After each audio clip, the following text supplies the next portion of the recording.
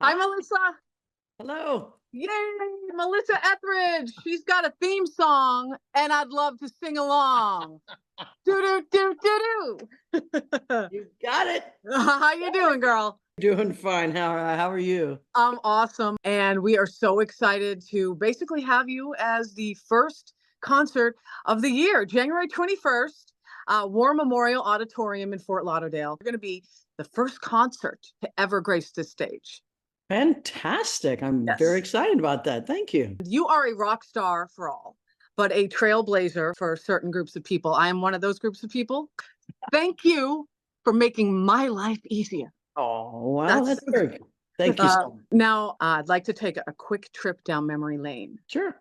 Look at this picture of us Ah, babies. Us babies. We looked good. That boo. was 21 years ago. Wow. I walk into the backstage Grammys area, and there's this voice singing. You were on top of a cubicle desk with your with your guitar, singing in the interview area.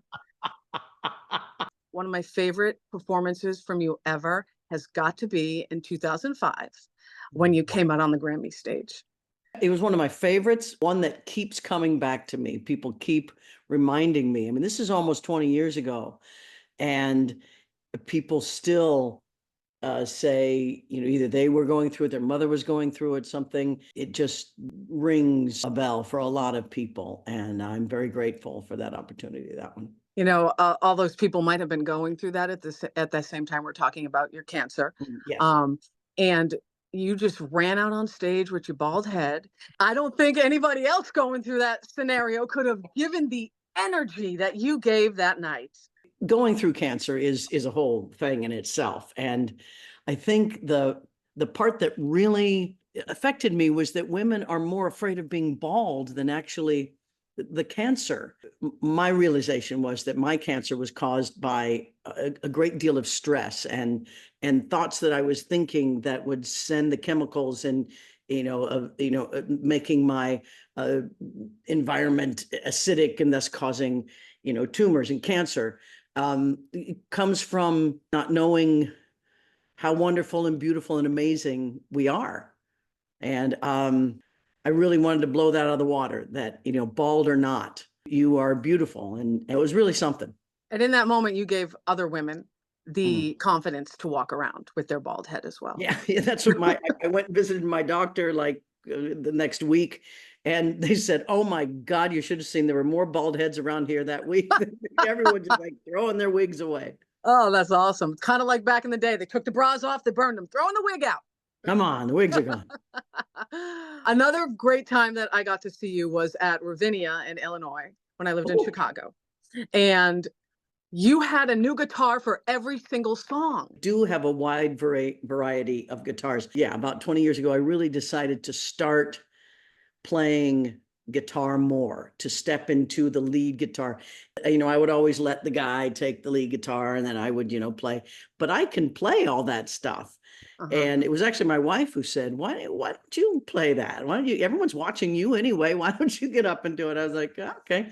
So I started, and then that led me down a road of, if you know any guitar players, you can't have enough guitars or pedals or anything. So it really led me into the guitar world, and I have been honing that craft, and I think that's part of what keeps me excited about playing live is I not only get to sing and write the songs and sing them, but I get to play, and I break out and I play solos, and it's really it's fun for me, which makes it more fun for the audience.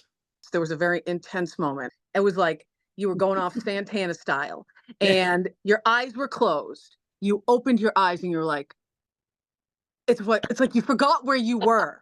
You're like, sometimes that oh, happens. whoa, I got an audience here. It's really fun, and try not to do it all the time because I try not to be just jammy, and you're like, where are the songs?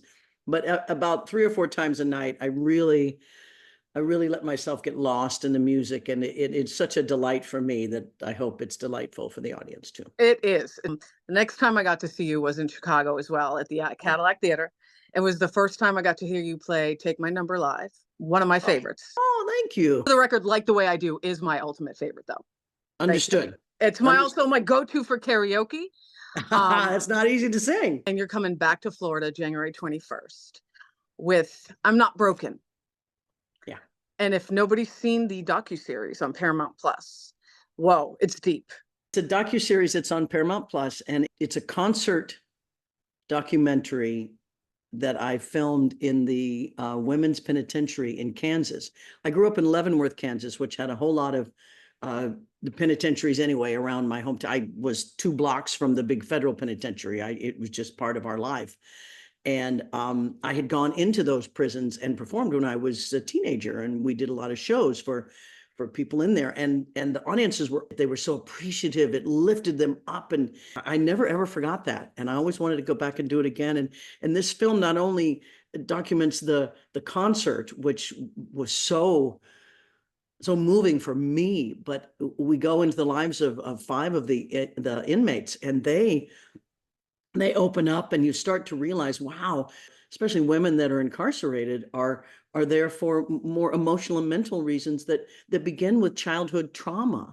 And there's got to be a way to help this before it ends up in incarceration. But sometimes that's where it needs to end up. And it's just a different understanding of what incarceration is, that it can be rehabilitation. There's such a large scope of why people wind up in there and what they do when they're in there to change their lives. And I've been back there since, and these women are thriving, and one of them is already out, and they want to give back, and they want to help other women, and it's really, really inspiring. Hurt people hurt people. Yeah. In the prison when I was there, where from the administration, from the guards, they understand that hurt people hurt people. Mm-hmm. And let's see if we can help that chain of pain and stop it. So that is it's a lyric in the song Burning Woman, where I'm Not Broken comes from. And it's just, I understand hurt people, and I don't want to hurt no more. Well, you're going to spread all kinds of love in January here in Fort Lauderdale at the War Memorial Auditorium. Looking forward to it. It's one of those venues where every seat is a good seat. Oh, nice. Yeah, it's like you've got the floor, everyone is standing up dancing, and then you've got like the balconies all around. All of those seats are amazingly good seats. Everyone's going to have a great view. Tickets are on sale now. We're giving away tickets on the radio. Cannot wait to see you.